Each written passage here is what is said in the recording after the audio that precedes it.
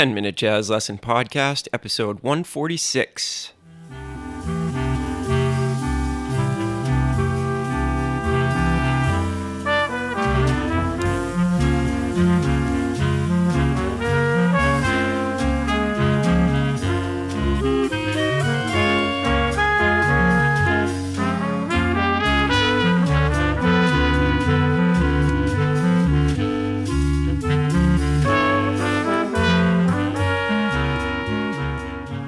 Hey everybody, welcome back to a brand new episode of the 10-Minute Jazz Lesson Podcast. Hope you are all doing well out there. My name is Nick Manella. I'm the creator and host of this show. If you're brand new to the program, welcome in. If you're a returning listener, thank you so much for tuning in yet again for another jazz lesson. This is episode 146, and just a reminder that you can grab the PDFs to all of these episodes over at our Patreon page. Now, you can get to our Patreon page by going to our website, 10minutejazzlesson.com, clicking on one of the Patreon banners, and it will only cost you $3 a month to support this show and get access to all the amazing benefits that are over at that website, including the PDF for this week of these two awesome Shamus Blake lines. So if you've got $3 a month to spare and you enjoy this podcast, please go over and consider supporting us with that $3 donation each month. We've got a bunch of new patrons this week, and I want to give a shout out to all of them. So thank you to Richard, Oliver, Chris, Joshua, and Oren. Thank you guys so much for making the decision to support us and keep the podcast coming at you week after week with those PDFs and getting your jazz playing up to par. All right, let's jump into today's episode. So this week we're putting a little pause on our chord extension series, and we're going to do our 2 monthly episodes, the first of which, as you know, is the Lick of the Month. And this week we're going to take a look at one of my favorite modern saxophone players, Shamus Blake. We're going to take a look at 2 of his 2-5-1 lines on an awesome solo called Blues Up and Down from an old record called The Sax Summit. Now, you can find this, I know you can find it on YouTube Music. That is where I found it. You can also find it on Amazon. I don't believe it's on Spotify. So I highly recommend going out and checking out this track because there are a bunch of awesome solos on this. But Shamus is one of my favorite tenor players, so I chose to transcribe some of his solo and give you a few lines that I really enjoyed that I thought you guys would like too, because they're, utilizing several devices that I think will be interesting to all of you out there and something that you can put into your playing almost right away and get something out of. All right, so as I mentioned, there are 2-5-1 lines. This is a B-flat blues. So I have them in the key of the tenor just because when I transcribe something, I like to look at it in the key that the player was actually thinking about. So these 2-5-1 lines are in the key of C. So, D minor to G7 to C.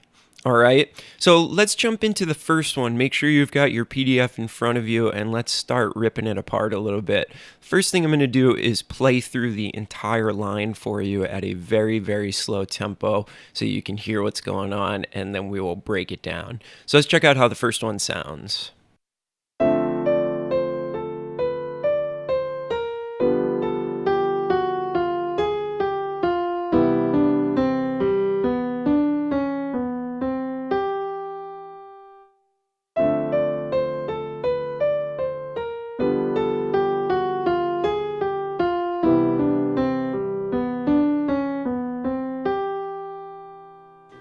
Okay, so let's start to break this down a little bit. So the first thing I want you to notice is that the minor line is pretty interesting. It starts up on the 9th, and it does this kind of just small pattern where it goes 9, 1, 7, then it jumps down to 5, and then we come back up to the 6, back up to the root, and back down to the 7. So it's just this kind of short pattern that centers around 9, root, 7 area.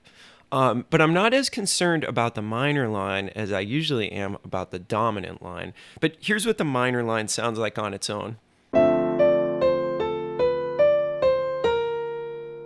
And the last note of the minor line is actually a chromatic approach to the third over the dominant line.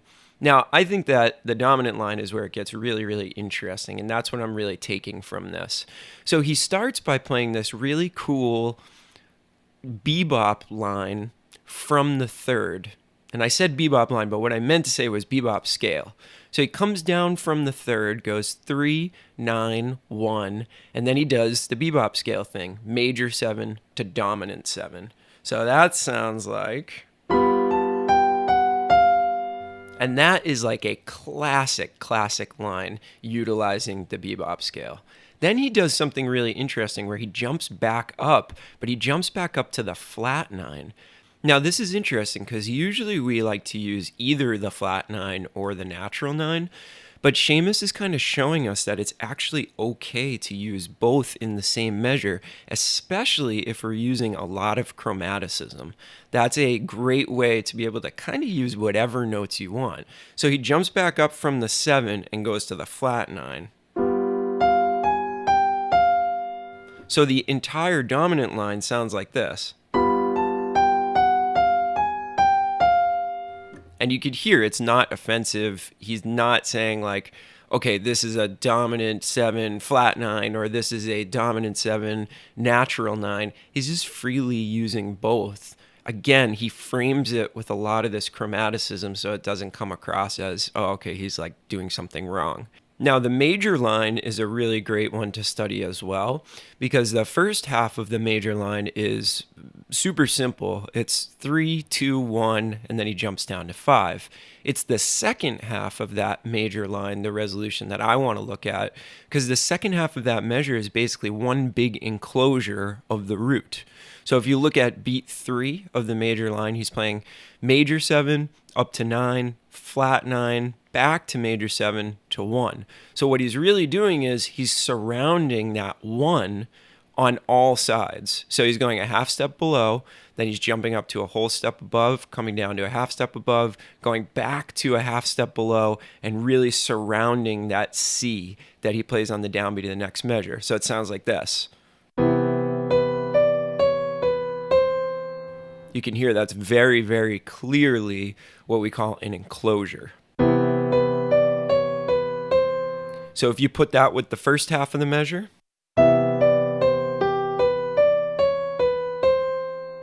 so a really nice line with a lot of chromaticism, which is something that we talk about on this show pretty often. So I learned this line in all 12 keys, and it was so good for me. I started being able to plug it in. And then I just learned the 5 to 1, because I think that's the most interesting part of the line. All right, let's go on to line number 2. This is over the exact same 2-5-1, but it has some very different devices in it. So let's check out what this one sounds like first.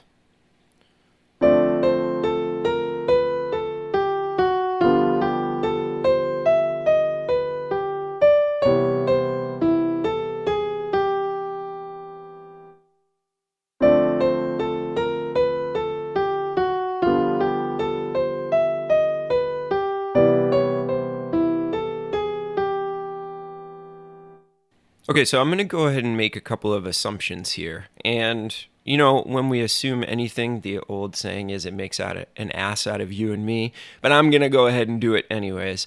I think that Shamus is thinking about only 5 to 1 over this. We've talked about that a little bit, where you don't necessarily have to think about the 2 chord because the 5 chord is really the important part.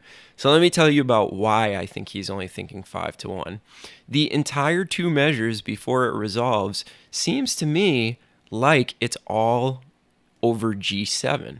So the first measure, he's playing D, C, A sharp, B, A, G, F sharp, F. So we see again that bebop scale line in the second half of the measure, actually the exact same bebop line that we saw over the first lick.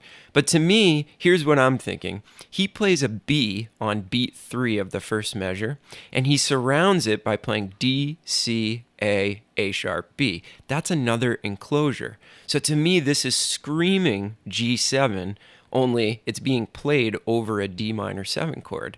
So that's something that we can kind of take with us. Check it out. Check out how it sounds. I'm going to play it first over a D minor chord, but then I'm going to play it over a G7 chord. You tell me which one you think it fits more over. So here's this line over D minor 7.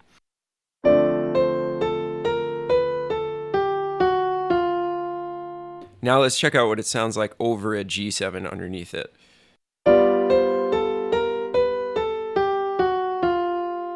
I think it kind of fits better over a G7 chord. And like I said, the structure of the notes, where he's going with them, it just screams G7 to me.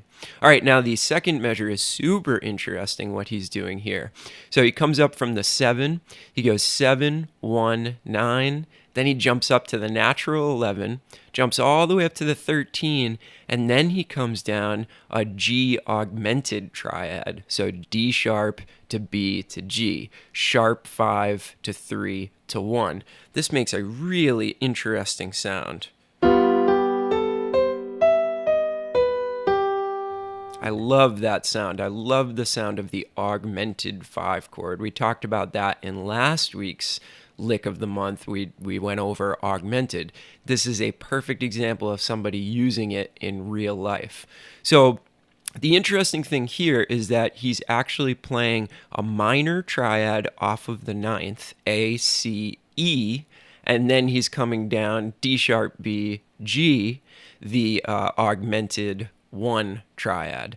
So he's playing a triad off the 9 and then an augmented triad off of the 1, and the combination of the two just sounds awesome.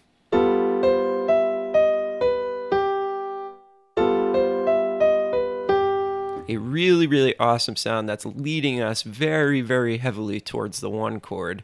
And then he does something interesting too. He does a resolution that's a little bit delayed. So instead of landing on a chord tone right away over the C chord, he actually jumps up to the 9 of the C chord and goes chromatically down to the root. So you get this sound, which I think is really nice. Then he jumps down to the 3rd over the C chord and does another chromatic descending line down to the 5th. So it's kind of like I don't want to say theme and variations, but there's definitely a theme to this. So over the C chord, we get this.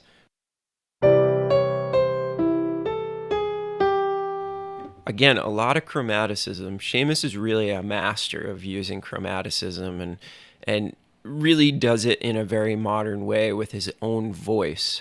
So I love this second line. A lot of chromaticism, a really good example of only thinking about the dominant chord over the entire 2-5-1 progression, which I love.